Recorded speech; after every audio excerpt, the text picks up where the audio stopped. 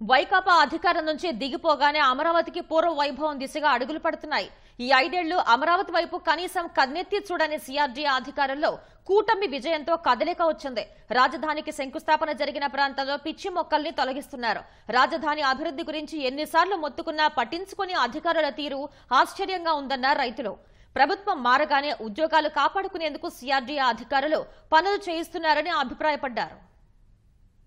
ఎన్నాళ్ళు ఏం చేశారు? ఇప్పుడు ప్రభుత్వం మారక తలికే ఎన్డీఏ ప్రభుత్వం ఎప్పుడైతే వచ్చిందో అప్పుడు అమరావతి రాజధాని అని చెప్పి దీన్ని అంతా క్లీన్ అండ్ గ్రీన్ గా చేసి ఇక్కడ మ్యూజియం పెట్టాడు, నమూనా కూడా పెట్టారు రాజధానిది.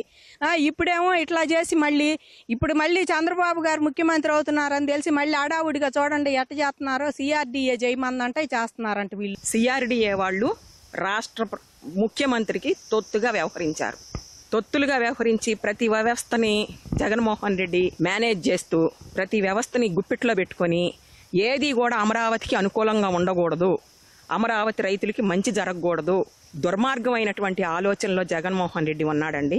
ఆ రోజు సిఆర్డీఏ వాళ్ళు కూడా మాకు సహకరించి మరి రాజధాని రైతులకి ప్రభుత్వానికి ఒక అగ్రిమెంట్ జరిగింది, ఇలాగే ఉంచమని అగ్రిమెంట్ జరిగిందా అని అడుగుతున్నాం కమిషనర్ని. గతంలో ఇక్కడ ఒక్క చెయ్యి కూడా వేసి శుభ్రం చేసినటువంటి పరిస్థితులు లేవు. అసహ్యం వేసేటట్టుగా ఉంది ఇక్కడ ఇవాళ చూస్తా ఉంటే.